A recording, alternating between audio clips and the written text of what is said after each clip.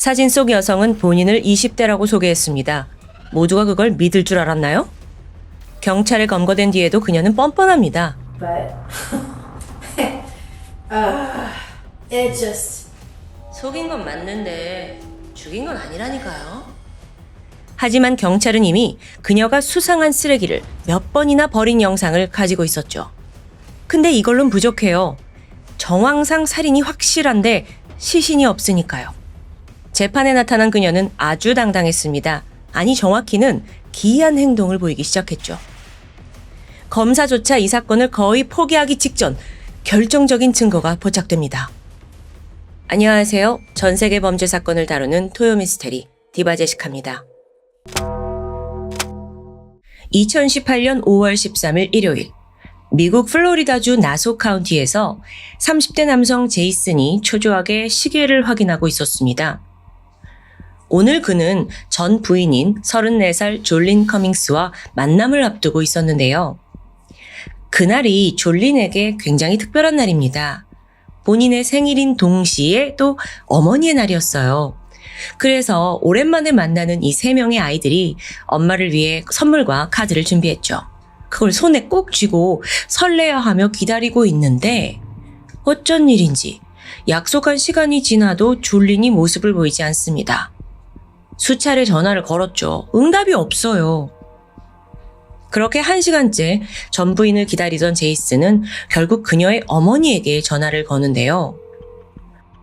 오늘 같은 날 애들도 기다리는데 졸린이 늦을 리 없어요. 혹시 무슨 일이 생겼나요? 어머니는 급하게 딸의 친구와 직장 동료들에게 연락을 했지만 행방을 아는 사람은 아무도 없습니다. 심상치 않음을 감지했고 어머니는 결국 경찰에 실종 신고를 합니다. 여기서 경찰은 지금 자식들이 다 기다리는 상황에서 자발적인 실종은 가능성이 낮다고 판단했어요. 즉각 인력을 동원해서 수색에 나섰죠. 마을 전체 인근 숲까지 뒤졌지만 흔적은 보이지 않습니다. 이거 마치 졸린이 증발하듯 사라진 거예요. 그럼 혹시 강력범죄에 연루된 건 아닐까요? 경찰은 즉각 주변인을 조사하기 시작합니다. 사실 졸린의 삶은 좀 다사다난했습니다. 어릴 적 부모님의 이혼과 재혼을 겪으면서 아버지의 부재를 크게 느끼며 살게 돼요. 그러다 보니 다소 남성에 대한 의존도가 높았거든요. 집착을 해서인지 남자친구가 자주 바뀌었는데요. 매번 끝이 별로였습니다. 결국 그녀는 2차례 결혼과 이혼을 반복했고 총 3명의 아이를 낳게 되죠. 그 당시에는 경제적인 문제로 전 남편 제이슨이 3명의 아이를 모두 맡아서 키우고 있었어요. 졸린 역시 반드시 아이들을 데려오겠다라는 생각으로 미용실에 취직해서 열심히 돈을 모으고 있었고요. 그러던 중 갑자기 실종된 건데요. 본격적인 수사를 시작한 경찰은 가장 먼저 졸린의 당시 남자친구에게 주목했습니다. 왜냐하면 이 사람이 마약 딜러라더라, 갱단에 연루되어 있다더라, 또 폭력 전과도 실제 있었어요. 사진을 보시면 전신에 막 문신도 있고 좀 불량해 보이기도 하고요. 그럼 혹시 연인 간의 폭력에서 살인이 벌어진 건 아닐까 싶잖아요? 근데 결론적으로 이 남자친구는 졸린이 실종된 5월 12일부터 13일까지 완벽한 알리바이가 있었습니다. 의심점이 없었고 용의선상에서 제외됐죠. 실종 이후 이틀간의 수사에도 성과가 아무것도 없습니다. 그런데 바로 그때 중요한 단서가 포착되죠. 한 대형마트 주차장에서 졸린이 평소 타고 다니던 SUV 차량이 발견된 겁니다. 그래서 경찰이 이 일대를 수색했고 또 차량 정밀 검사를 진행해요. 그런데 유의미한 단서가 나오지 않더라고요. 여러분, 여기서 한 가지 의문이 듭니다. 누가 이 차를 주차장에 두고 간 걸까요? 실종된 졸린 본인이요? 아니면 제3자? 경찰은 주차장 CCTV를 분석했죠. 차가 발견된 그때부터 시간을 돌려서 확인하던 중 결정적인 장면이 포착됩니다. 5월 13일 새벽 1시 17분, 이 졸린의 차가 천천히 주차장으로 들어와요. 그리고 운전석에서 누군가 내리더라고요. 검은 옷과 바지를 입었는데 여기서 문제가 있습니다. CCTV 화질이 낮아서 얼굴은 고사하고 성별조차 제대로 식별할 수 없었던 거예요. 지금이라면 화질 개선을 하겠지만 2018년 당시엔 기술력이 부족했죠. 어쨌든 지금까지의 정보만 가지고 경찰은 두 가지 가능성을 떠올렸습니다. 그 첫 번째로 졸린이 직접 그 차를 운전하고 왔다면 이 주차장에서 범인을 만난 뒤 실종되었을 수 있습니다. 근데 그게 아니라면 이 차를 다른 사람이 운전했고 졸리는 그 전에 이미 사망했을 거라는 추정이죠. 여기까지 파악한 경찰이 다음으로 향한 곳은 그녀의 직장인 미용실이었습니다. 실종 전날인 5월 12일 동료 직원, 사장, 손님들까지 다들 많은 사람들이 졸린을 만났어요. 그러다 오후 5시쯤 대부분이 퇴근을 했고 이때 마감조였던 졸린이 뒷정리를 했다는데요. 그런데 여러분, 인근 상인들이 이날 이상한 광경을 목격합니다. 늦은 밤까지 미용실 내부에 불이 켜져 있었다는 거예요. 게다가 그 블라인드 사이로 그림자가 얼핏 보였는데 분명 누군가 안에 있었다고 증언했죠. 경찰은 사장에게 마지막 근무자가 누구였냐라고 묻습니다. 그날은 졸린하고 제니퍼가 같이 마무리했어요. 근데 생각해보니까 그날 졸린이 무슨 할 일이 있다고 했는데 자세한 건 잘 모르겠어요. 바로 이 증언에서 등장한 27살의 여성 제니퍼 시볼트. 어쩌면 그녀가 졸린을 본 마지막 목격자일 수 있어요. 그래서 바로 연락을 했죠? 아니 근데 예상치 못한 문제가 생깁니다. 제니퍼가 단호하게 경찰 조사를 거부한 거예요. 뭐라고 하냐면 너무 죄송해요. 제가 사실 전 남친한테 스토킹을 당해서 숨어 살고 있거든요. 제가 조사받으면 그 전산망에 올라가서 그 사람이 절 추적할지도 몰라요. 제가 도와드릴 수가 없습니다. 아무리 개인적인 사정이라지만 동료가 실종됐어요. 근데 너무 좀 차가운 반응이죠? 심지어 제니퍼는 그 미용실 사장한테 전화로 일을 그만두겠다라고 통보하고 완전히 잠적합니다. 당연히 경찰의 의심을 부추겼죠. 그때부터 경찰은 제니퍼에 대해서 좀 더 자세히 알아보는데요. 와, 수상한 정황이 속속 등장합니다. 동료들에 따르면 졸린과 제니퍼가 평소에도 사이가 좋지 않았다고 합니다. 정확히 말하면 졸린이 좀 노골적으로 제니퍼를 경계했대요. 왜 그랬냐면 제니퍼가 처음 미용실에 왔을 때 본인을 27살이라고 소개했습니다. 아니 근데 아무리 봐도 이 액면가가 20대가 아닌 거예요. 못해도 30대 후반, 40대 정도로 보였거든요.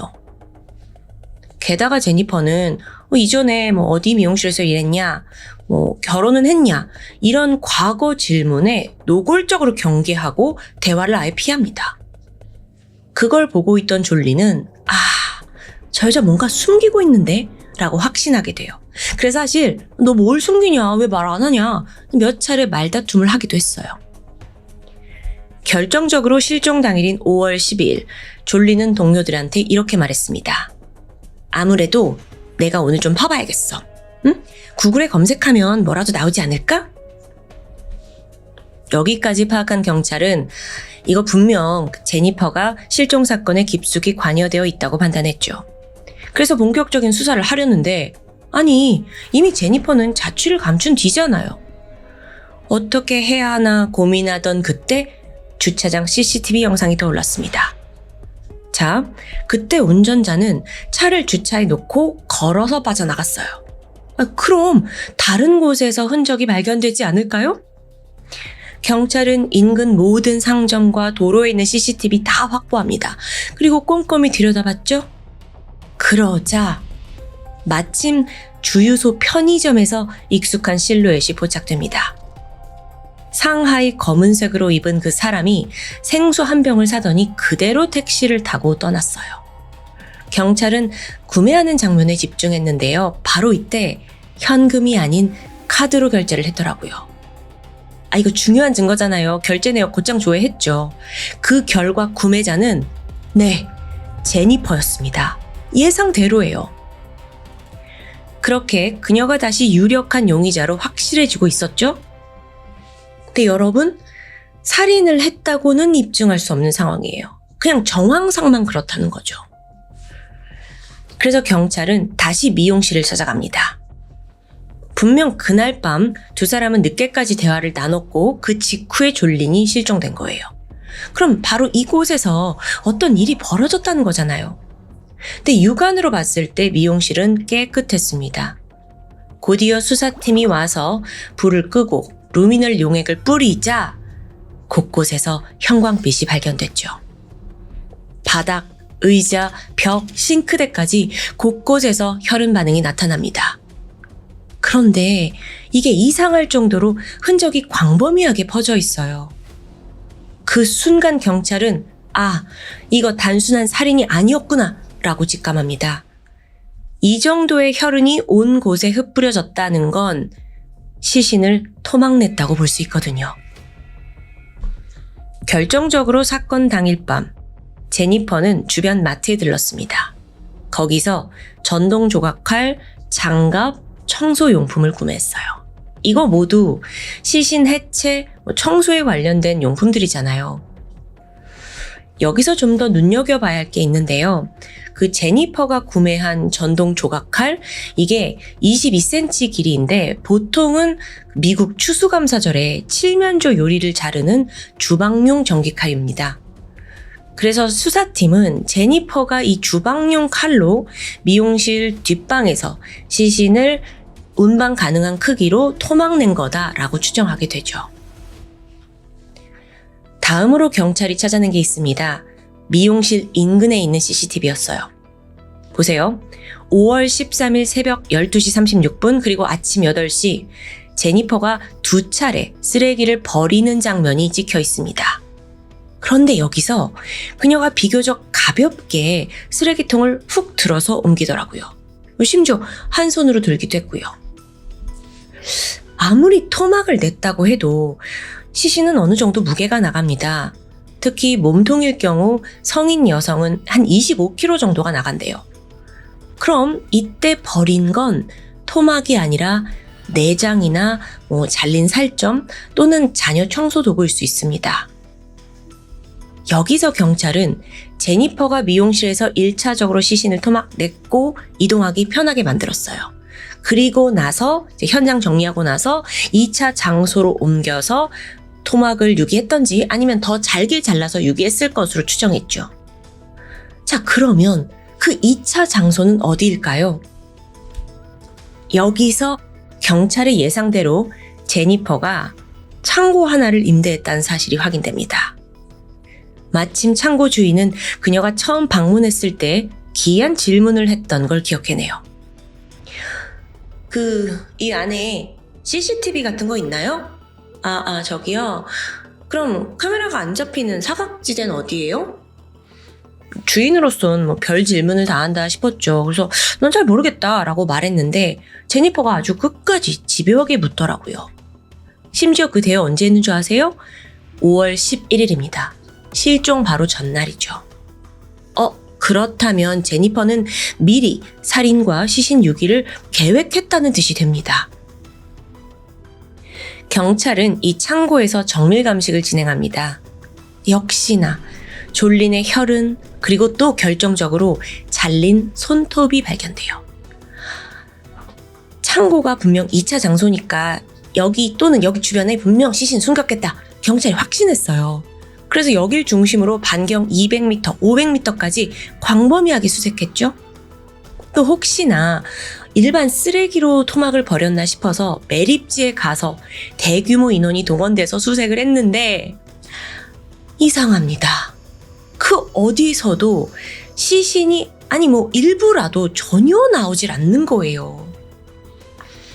이렇게 되면 지금 너무도 유력한 용의자가 제니퍼이긴 하지만 살인을 입증할 수가 없죠. 답답하던 경찰이 머리를 싸매고 다시 증거를 하나하나 살펴보는데요. 그러는 사이 일단 행방불명된 제니퍼를 찾아내는 게 급선무겠죠. 그래서 경찰은 그녀가 졸린의 차를 운전하고 주차장에 왔잖아요. 차량 절도 혐의를 적용해서 전국에 수배령을 내립니다. 그런데 다행히도 사건 발생 3일 만인 5월 16일 한 교통경찰이 고속도로를 순찰하던 중 제니퍼를 발견해요. 차 안에서 잠을 자고 있더라고요.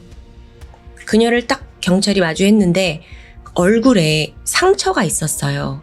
이제 그게 수배령에도 있었고요. 그래서 그녀를 바로 알아봤고 체포를 했죠. 자, 우선은 제니퍼를 잡아둔 상황입니다. 그래서 경찰이 신원을 조회했어요. 혐의가 있으니까.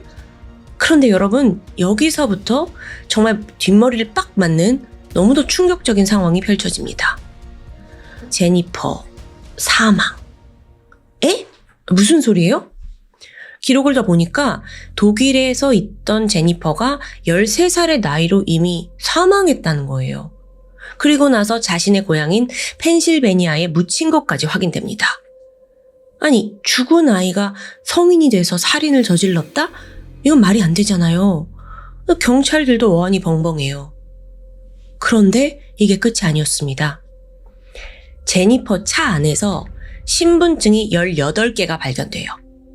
분명 사진 속 얼굴은 조금씩 다르지만 다 제니퍼거든요. 근데 각기 다른 이름이 적혀 있었죠. 크리스티나, 파멜라, 질리언. 이 이름들은 모두 죽은 사람으로 조회됩니다. 그러니까 그녀는 지난 수년간 스타일을 계속 바꾸면서 새로운 신분으로 살고 있었던 겁니다. 아니, 그게 가능해? 대체 이게 무슨 상황이야? 여기서 경찰은 그럼 신분을 왜 계속 바꿨을까? 그녀가 감추고 있는 더 큰 비밀이 있다고 의심했고 즉각 취조를 시작했죠. 그러자 제니퍼가 생각보다 더 태연하게 대화를 시작합니다. 이제 모든 게 밝혀졌으니까 어쩔 수 없겠네요. 원래 모습으로 돌아가야겠어요. 저요? 전 킴벌리 리 캐슬러입니다. 좀 이름이 우스꽝스럽죠? 이름 지을 때 말을 더듬은 거야 뭐야. 그녀가 밝힌 정체는 펜실베니아에 거주한다고 등록된 49살의 킴벌리였습니다. 이게 진짜 신원이에요. 그런데 당시에 장기 실종자로 등록이 되어 있었어요. 그리고 14년 전에 마지막으로 목격되었다는 기록이 나오고요. 이 여자 도대체 뭐야? 혹시 아직도 거짓말하는 거 아니야? 일단 경찰은요, 펜실베니아 쪽에 공조를 요청해서 그 킴벌리가 실종되기 전에 지인들을 좀 알아봐 달라 수소문해서 제니퍼의 사진을 보여줍니다. 그러자 하나같이 이 사람 킴벌리 맞아요. 킴벌리예요. 라고 고개를 끄덕여요. 그리고 나서 이들에게 소름 끼치는 이야기를 들을 수 있었죠. 저 고등학교 때 걔랑 사귀다 헤어졌거든요. 저 그때 진짜 죽는 줄 알았어요. 제가 잠들 때까지 기다렸다가 야구 배트로 막 가격했다니까요. 저 그때 치아 다 부러지고 치료비도 엄청 나왔어요. 이뿐만 아니라 또 다른 전 남자친구는 그녀의 비틀린 소유욕을 이야기합니다. 지 이사 간다고 키우던 고양이를 총으로 쏴 죽였다니까요? 남한테 줄 바에는 그냥 죽여버리는 게 맞다고. 정말 소름 끼치는 여자였어요. 이 증언자들의 기억 속에 킴벌리는 미치광이 사이코패스였어요. 그러니까 남의 기분은 안중에도 없고 그냥 매일같이 기분대로 날뛰던 사람이었죠. 아니, 그랬던 사람이 왜 14년간 정체를 바꾸고 숨기면서 살아온 걸까요? 킴벌리에 따르면 그 시작은 은행 강도였던 남자친구 때문이라고 합니다. 그를 따라 도주하던 중 위조 신분을 만든 거예요. 그러다 얼마 후에 남자친구랑 헤어졌죠? 근데 그 경험을 통해 본격적으로 다른 사람의 신분을 이용해서 마음껏 범죄를 저질렀습니다. 예를 들어 위조 지폐 만들고 대형 마트에서 절도하고 그러다가 범행이 발각되면 신분 바꾸고 도망치면 끝이거든요. 그렇게 총 33개 지역을 돌아다니면서 끊임없이 신분 세탁을 한 거죠. 그럼 방법은 뭐였느냐? 이것도 특이한데 그냥 그 지역의 공동묘지에 가서 죽은 사람 비석 보고 마음에 드는 이름과 나이를 골랐던 겁니다. 이게 가능한가요? 그런데 그녀가 마지막으로 고른 신분이 바로 제니퍼였어요.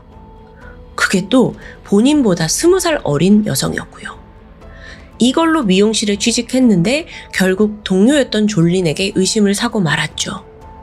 적당히 넘어가 주길 바랬지만 생각보다 졸린이 끈질기게 추궁을 했고 그게 너무도 거슬렸던 거예요. 자, 오케이. 그러면 졸린은 어디 있습니까? 킴벌리는 제가 신분을 속이긴 했지만요. 살인과는 관련이 없어요. 이렇게 말하는 거예요. 그 경찰도 말문이 막히죠. 왜냐면 그때까지 아직 시신이 없잖아요. 결정적인 단서 부족해요. 하지만 지금까지 모아온 증거, 차를 버리고 간 주차장에서 찍힌 CCTV, 또 함께 일했던 미용실에서 나온 혈흔과 또 창고에서 나온 손톱, 이것까지 사실상 증거는 많았거든요. 결정적인 게 없을 뿐이지. 그런데 여기서 킴벌리의 핸드폰을 포렌식했더니 그 며칠간 검색했던 기록이 쏟아집니다. 그게 뭐였냐면 시신을 잘라 보존하는 법, 시신 없는 살인, 여자 살인마 리스트. 이건 뭐 지가 참고할 롤모델을 좀 찾았던 것 같아요. 특히나 그 졸린 커밍스라는 피해자의 이름은요. 실종 직후 48시간 동안 무려 457회나 검색했습니다. 계속 졸린 커밍스 검색하고 있는 거예요. 그러니까 이건 정황상 경찰이 시신 찾았는지 예의주시했다고 볼 수 있겠죠.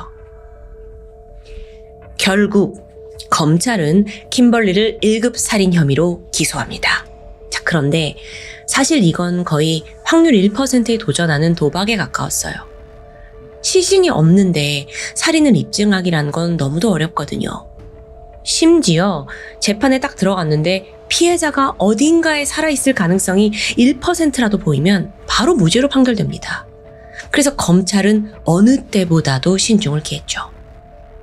DNA, CCTV, 그 전기 칼 구매 내역 꼼꼼히 확인합니다. 동시에 그녀의 악행을 입증해줄 증인들도 확보했고요. 그렇게 몇 달 후 재판이 시작되는데요. 와우, 또 뜻밖의 상황이 펼쳐져요. 재판장에 들어선 킴벌리의 상태가 이상합니다. 체포 당시 90kg였던 그 다부진 몸이 앙상하게 말라서 33kg가 되어 있었어요. 혼자서 거동도 힘들다면서 휠체어를 타고 나오고요. 알고 보니까 이 여자가 체포된 직후부터 일부러 음식을 거부했습니다. 그래서 거의 쓰러지기 직전 상태로 재판에 나온 거예요. 또 그러면서도 재판 내내 막 소리치고 욕하고 난동을 부렸죠. 근데 그 난동이 어떤 거냐면 판사가 악마랑 결탁한 일루미나티래요. 뭔 소리야. 그러니까 이거 누가 봐도 정신이 좀 어떻게 된 사람 같죠? 깡 말라있고. 그래서 판사가 어쩔 수 없이 정신감정을 명령합니다. 그 결과 성격장애와 거식증을 진단받아요. 근데 이게 우리 알죠. 이게 모든 게 킴벌리가 원하는 방식으로 지금 흘러가고 있는 거예요. 그녀가 중증의 병이 있다는 결과가 나오면서 재판이 중지됩니다. 그리고 킴벌리는 정신병원에 구금되죠. 이렇게 가다간 이번에도 교묘히 빠져나갈 것 같거든요. 그런데 참 이 사건 반전 많습니다.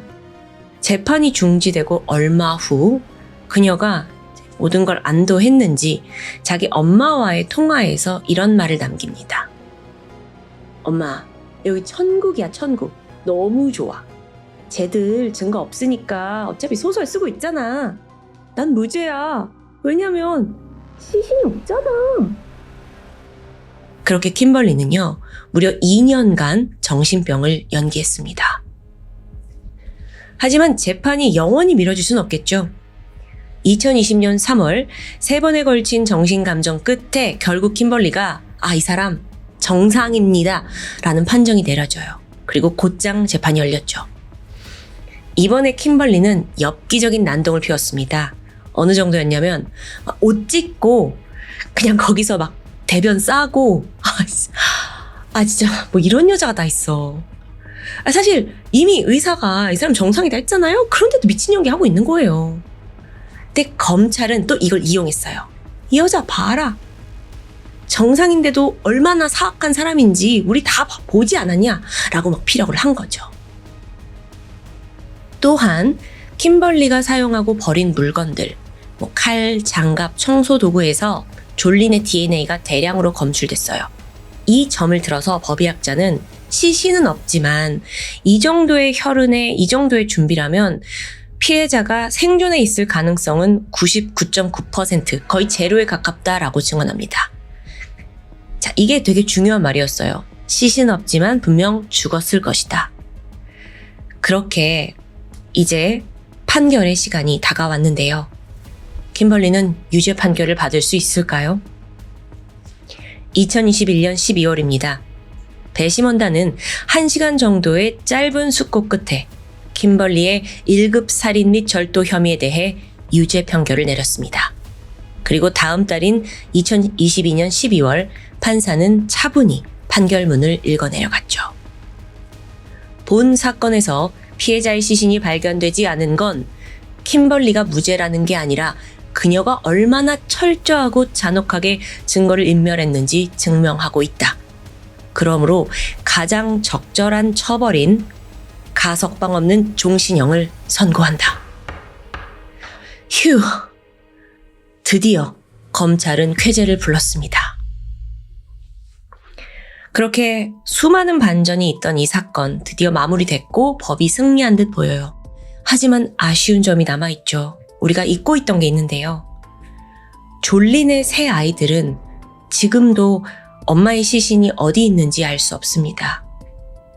유족들이 킴벌리를 찾아가서 너 이제 종신형 받지 않았냐?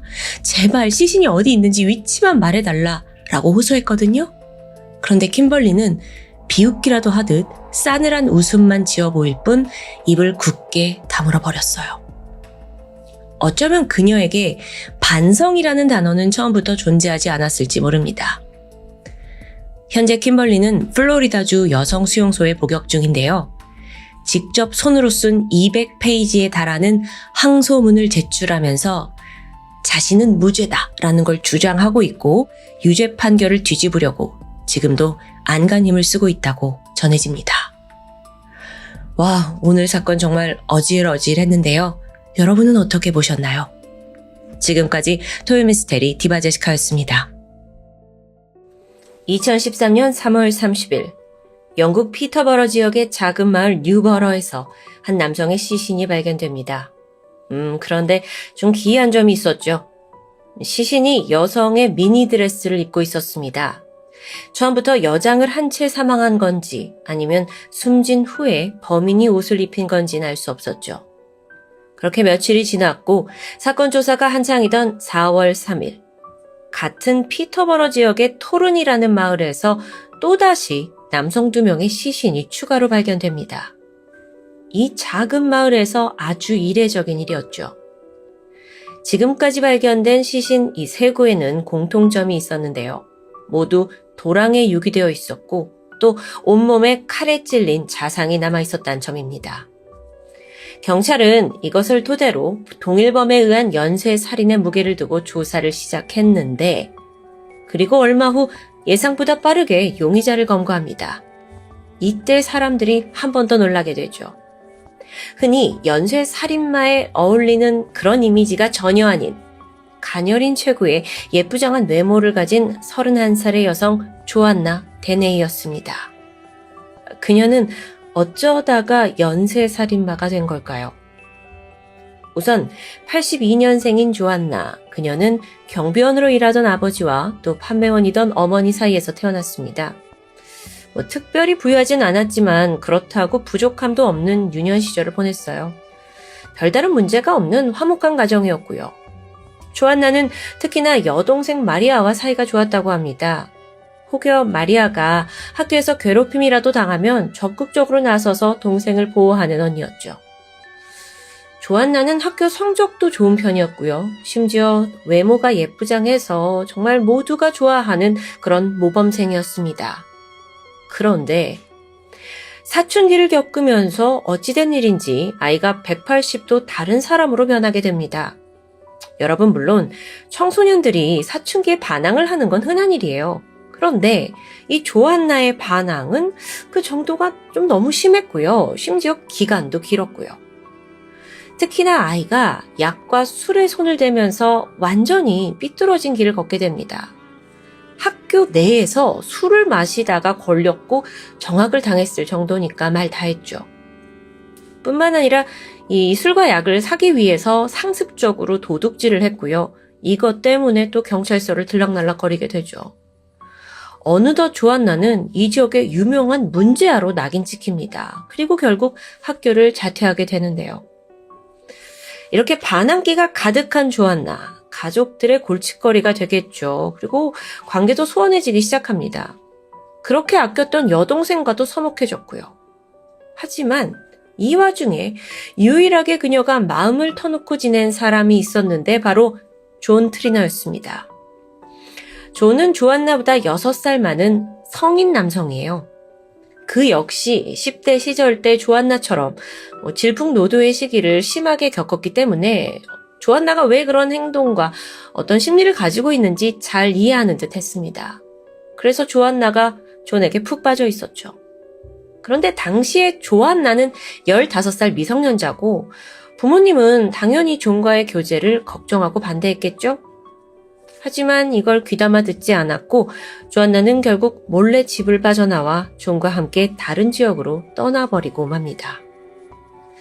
그렇게 동거가 시작되면서 어느덧 2년이 지나고 조안나가 17살이 되던 해에 그녀는 존의 아이를 갖게 됩니다. 임신 사실을 알기 전까지 사실 조안나는 여태 그랬던 것처럼 술과 마약에 찌들어 있었어요. 하지만 뭔가 부모가 된다는 책임감 때문이었는지 임신했다는 사실을 알자마자 술과 약을 끊고 건강하게 출산하는 데 집중을 하게 되죠. 정말 이거야말로 인생의 새로운 터닝 포인트가 될 줄 알았습니다. 그렇게 예쁜 딸을 출산한 후에 그때부터 부부는 사실상 차가운 현실을 마주해야 했어요. 존은 이제 생계를 위해서 돈을 벌기 위해 하루에 17시간씩 일을 했고요. 육아는 고스란히 조안나의 몫이었고요. 원래 조안나는 아이를 그닥 좋아하는 사람은 아니었습니다. 근데 여러분, 아무리 그렇다 해도 제 자식은 예쁘기 마련인데 조안나는 그렇지 않았죠. 하루하루 육아 스트레스가 쌓여갖고 이게 대단했습니다. 그래서 급기야 스트레스를 풀기 위해 일탈을 하게 되는데 그 방식이 뭐냐면 이웃집 남성과 불륜 관계를 가졌고요. 또 다시 술과 약에 손을 대기 시작했고요. 그렇게 딸이 3살쯤 됐을 때 술과 약에 취해 있던 조안나가 딸을 계단에서 밀어버립니다. 그 이유가 뭐냐? 그냥 딸이 너무도 보기 싫어서였다고 해요. 자, 아빠 존은 이걸 더 이상 두고 볼 수 없었습니다. 그래서 별거를 택해요. 그렇게 존이 딸을 데리고 집에서 나왔고 존과 이제 가족이 없자 조안나는 생활이 궁핍해지면서 뭐가 문제냐면 술과 약을 살 수 없는 겁니다. 그러니까 다시 도둑질을 시작했죠. 결국 그러다 구치소에 수감이 되는데요. 마침 이때 그녀를 담당했던 구치소 의사가 조안나의 행동이 다소 비정상적이다라는 걸 감지하게 됩니다. 그리고 혹시나 하는 생각에 정신감정을 의뢰하게 되죠. 혹시나 하는 생각에 정신감정을 하게 되죠. 결과는 예상 밖이었습니다. 어쩌면 그 사춘기 때부터 계속 이어진 이 조안나의 심한 반항기에 대한 답이 여기 있었을 수도 있어요. 진단명은 반사회적 성격장애, 즉 사이코패스였습니다. 여러분, 사이코패스는 선천적으로 타고나기도 하고 또 후천적으로 발생하기도 합니다. 그 발생 원인에 대해서는 아직 정확하게 밝혀지지 않았는데요.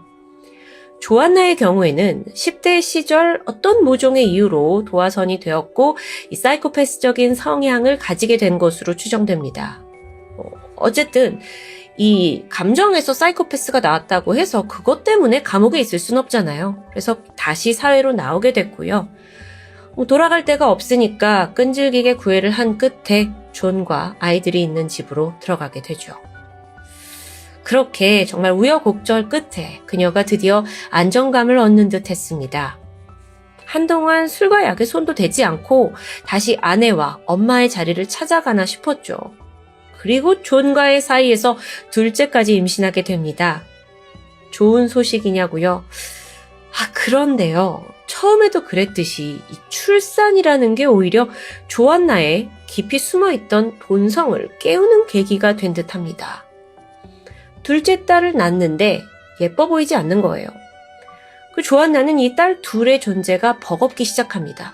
그래서 그걸 다시 뭘로 푸냐면 술과 약으로 풀었어요. 심지어 약을 사려고 매춘까지 서슴지 않았습니다. 두 아이의 엄마가요. 이런 막장 생활을 무려 3년간 이어왔는데요.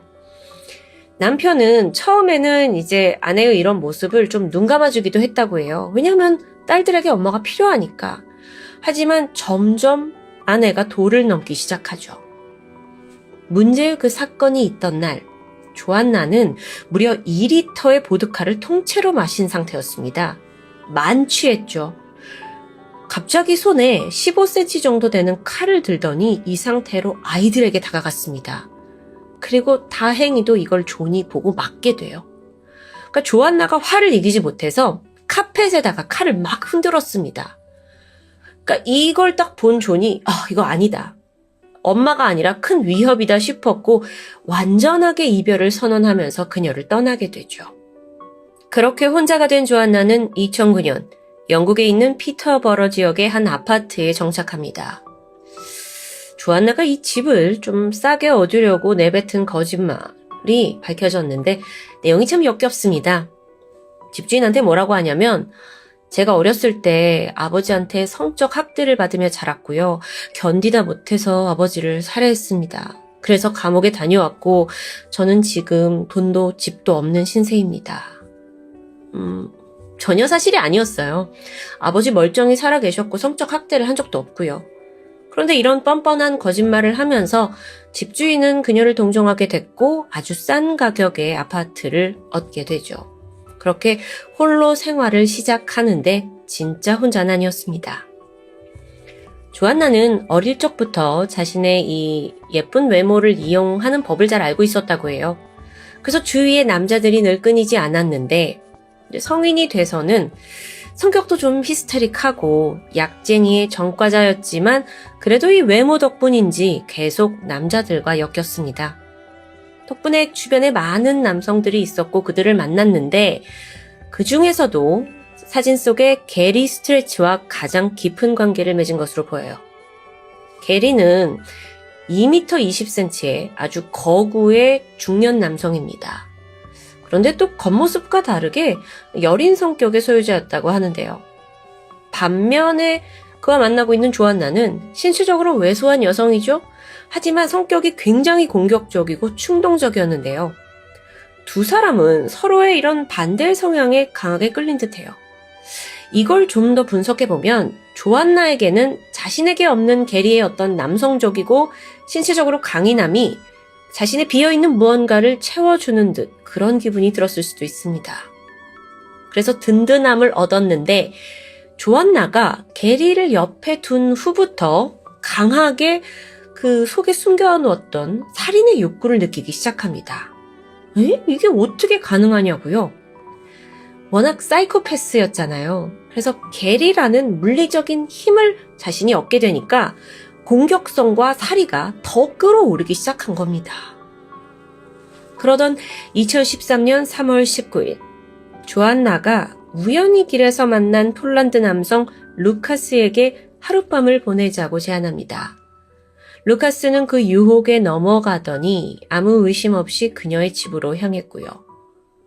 그렇게 조안나의 집에 들어가자마자 조안나는 미리 준비한 칼로 루카스의 심장 쪽을 마구 찔렀습니다.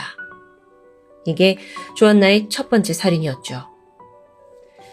이때 조안나가 그 전에는 몰랐던 엄청난 쾌감과 쾌락을 느끼게 됩니다.